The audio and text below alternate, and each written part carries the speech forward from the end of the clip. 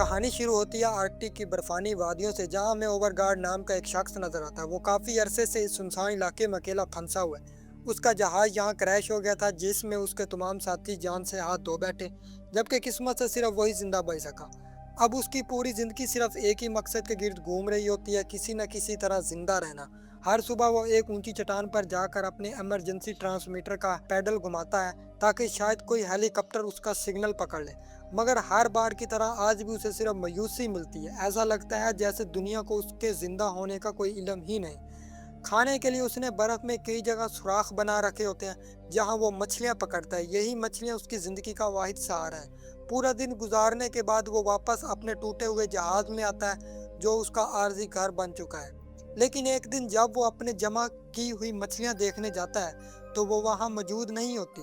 پہلے اسے لگتا ہے شاید یہاں اس کے علاوہ کوئی اور زندہ بچ گیا، مگر اگلے ہی لمحے برف پر بنے بڑے پنجوں کے نشان دیکھ کر اس کے چہرے کا رنگ اڑ جاتا ہے۔ یہ کسی انسان کے نہیں بلکہ ایک خطرناک پولر پیر کے نشان ہوتے ہیں۔ اب اوور گارڈ کو احساس ہو جاتا ہے کہ وہ صرف بھوک اور سردی سے ہی نہیں لڑ رہا، بلکہ ایک ایسا شکاری بھی اس کے آس پاس موجود ہے جو کسی بھی لمحے اس کی جان لے سکتا ہے۔ وہ فوراً اپنے جہاز کے پاس واپس جاتا ہے اور اگلی صبح ایک بار پھر ریسکیو سگنل بھیجنے کا فیصلہ کرتا ہے۔ اگلی صبح ہمیشہ کی طرح اوور گارڈ اپنی مشین لے کر پہاڑ کی طرف جاتا ہے تاکہ ایک بار پھر ریسکیو سگنل بھیج سکے۔ وہ پیڈل گھماتا ہے لیکن اس بار اچانک مشین پر سبز روشنی جل اٹھتی ہے۔ اس کا مطلب تھا کہ آس پاس کہیں نہ کہیں کوئی چیز موجود ہے جو اس کا سگنل پکڑ رہی ہے اور رسپانس کر رہی ہے۔ کئی مہینوں بعد پہلی بار اس کے چہرے پر امید نظر آتی ہے۔ چند لمحوں بعد واقعی ایک ہیلی کاپٹر برفانی طوفان کو چیرتا ہوا اس کی طرف آتا دکھائی دیتا ہے۔ اوور گارڈ فوراً اپنا فلیئر جلاتا ہے تاکہ پائلٹ اسے آسانی سے دیکھ سکے۔ ہیلی کاپٹر اس کے قریب پہنچ جاتا ہے، مگر عین اس وقت تیز ہواؤں کا ایک خطرناک جھونکا آتا ہے اور ہیلی کاپٹر اپنا توازن کھو بیٹھتا ہے۔ دیکھتے ہی دیکھتے ہیلی کاپٹر زوردار آواز کے ساتھ برف پر کریش ہو جاتا ہے۔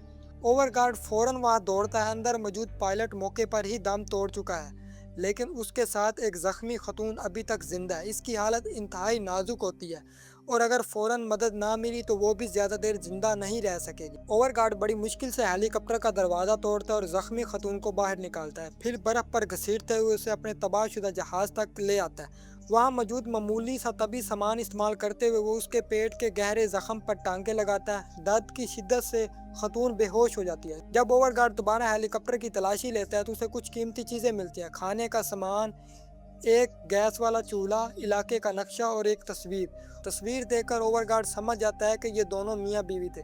یہ احساس اسے اندر سے ہلا دیتا ہے کیونکہ وہ جانتا ہے کہ اگر ہیلی کاپٹر اسے بچانے نہ آتا تو شاید وہ پائلٹ آج زندہ ہوتا۔ وہ پائلٹ کی لاش کو برف میں دفن کرتا ہے اور خاموشی سے واپس آ جاتا ہے۔ اس رات کئی مہینوں بعد وہ پہلی بار پکی ہوئی مچھلی کھاتا ہے کیونکہ وہ اس گیس سلنڈر کے ذریعے اس مچھلی کو پکاتا ہے، لیکن اس کے ذہن میں صرف ایک ہی سوال چل رہا ہوتا ہے۔ نقشے کے مطابق یہاں سے کئی کلومیٹر دور ایک ایسا مقام موجود تھا جہاں ریسکیو ہیلی کاپٹر اکثر آتے ہیں، لیکن مسئلہ یہ تھا کہ وہاں تک پہنچنے کے لیے اسے اس زخمی خاتون کو بھی اپنے ساتھ لے جانا پڑے گا اور اس برفانی جہنم میں یہ سفر تقریباً ناممکن لگتا تھا۔ لیکن اگلی صبح اوور گارڈ یہ فیصلہ کرتا ہے۔ وہ جانتا تھا کہ اگر وہ اس جگہ بیٹھا رہا تو شاید کبھی ریسکیو نہ آئے اور زخمی خاتون بھی زیادہ دیر زندہ نہ رہ سکے گی۔ اس لیے وہ طے کرتا ہے کہ اب اسے خود ہی ریسکیو پوائنٹ تک جانا ہوگا۔ روانہ ہونے سے پہلے وہ زیادہ سے زیادہ مچھلیاں پکڑ کر اپنے ساتھ رکھ لیتا ہے، برف پگھلا کر پانی جمع کرتا ہے اور تباہ شدہ جہاز میں ایک نوٹ چھوڑ دیتا ہے کہ اگر کوئی ریسکیو ٹیم یہاں پہنچے تو انہیں معلوم ہو جائے کہ وہ کس سمت گیا ہے۔ اس کے بعد وہ زخمی خاتون کو سلیپنگ بیگ میں لپٹ کر ایک عارضی سلیج پر لٹا دیتا ہے، برف کے اوپر اسے کھینچتے ہوئے اپنا سفر شروع کر دیتا ہے۔ راستہ انتہائی مشکل ہوتا ہے، ہر قدم کے ساتھ برف اس کی طاقت چھین رہی ہوتی ہے، لیکن وہ رکے بغیر آگے بڑھتا ہے۔ کچھ دیر بعد وہ نقشہ دیکھتا ہے تو اندازہ ہوتا ہے کہ ریسکیو پوائنٹ ابھی بھی تقریباً 45 کلومیٹر دور ہے۔ اتنا لمبا سفر اس حالت میں مکمل کرنا تقریباً ناممکن دکھائی دیتا تھا، مگر اب اس کے پاس واپس جانے کا بھی کوئی راستہ نہیں۔ رات ہوتے ہی درجہ حرارت خطرناک حد تک گر جاتا ہے۔ سردی سے بچنے کے لیے اوور گارڈ برف میں ایک گڑھا کھود کر عارضی پناہ گاہ بناتا ہے۔ وہ زخمی خاتون کو اندر لٹا کر تھوڑا سا کھانا تیار کرتا ہے اور دونوں وہیں رات گزارتے ہیں۔ अगली सुबह वो दोबारा सफ़र शुरू करता है, लेकिन चंद घंटे चलने के बाद उसके सामने एक बड़ी बर्फानी चट्टान आ जाती है। अगर वो अकेला होता तो आसानी से ऊपर चढ़ सकता था, मगर जख्मी खतून को साथ लेकर ऐसा करना मुमकिन नहीं था। वो नक्शा निकालता है तो मालूम होता है कि एक दूसरा रास्ता भी मौजूद है, लेकिन वो रास्ता 4 से 5 दिन ज़्यादा लंबा था। इतने दिनों के लिए उसके पास ना काफ़ी खाना था और ना ही इतनी ताकत बची थी। काफ़ी सोचने के बाद वो ख़तरा मोल लेने का फ़ैसला करता है। पहले खुद चट्टान पर चढ़ता है, फिर रस्सी की मदद से जख्मी खतून को ऊपर खींचने की कोशिश करता है। शुरू में सब कुछ ठीक चलता है, लेकिन अचानक रस्सी उसके हाथ से फिसल जाती है।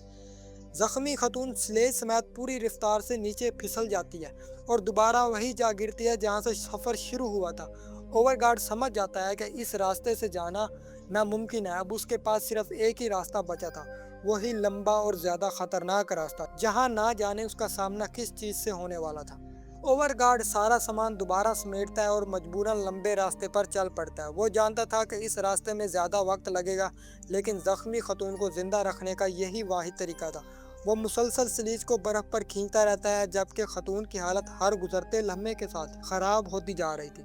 कई घंटों के सफ़र के बाद रात हो जाती है। इस बार उसे चट्टानों के दरमियान एक गार नमा जगह नज़र आती है। शायद ये किसी पोलर बेयर का ठिकाना ना हो, लेकिन खुली बर्फ में रात गुजारना इससे भी ज़्यादा ख़तरनाक था, इसलिए वो हिम्मत करके अंदर चला जाता है। वहीं वो स्टोव जलाकर आखिरी बार खाना पकाता है, क्योंकि उसी रात उसका गैस फ्यूल ख़त्म हो जाता है। अब उसके बाद उसे कच्ची मछलियों पर ही गुजारा करना होता है। रात के दरमियान अचानक बाहर से अजीब सी आवाज़ें आने लगती हैं। ओवरगार्ड फौरन जाग जाता है। चंद लम्हों बाद एक बहुत बड़ा पोलर बेयर गार के दहाने पर आ जाता है।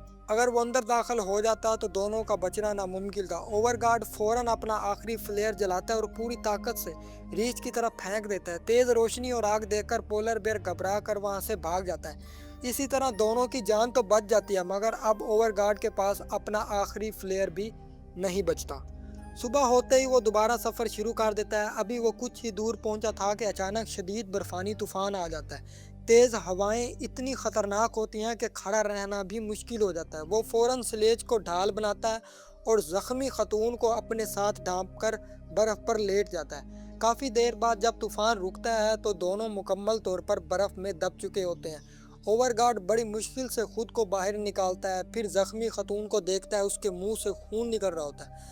अब जख्म में इन्फेक्शन भी फैल चुका होता है। उसे महसूस होता है कि शायद अब इसे बचाना मुमकिन नहीं। वो खतून की फैमिली की तस्वीर उसके पास रखता है, इसे स्लीपिंग बैग में छोड़ दे और अकेला रेस्क्यू पॉइंट की तरफ चल पड़ता है। लेकिन उसे बिल्कुल अंदाज़ा नहीं था कि सिर्फ चंद कदम आगे चल कर एक ऐसा हादसा होने वाला है जो उसे वापस पलटने पर मजबूर कर देगा।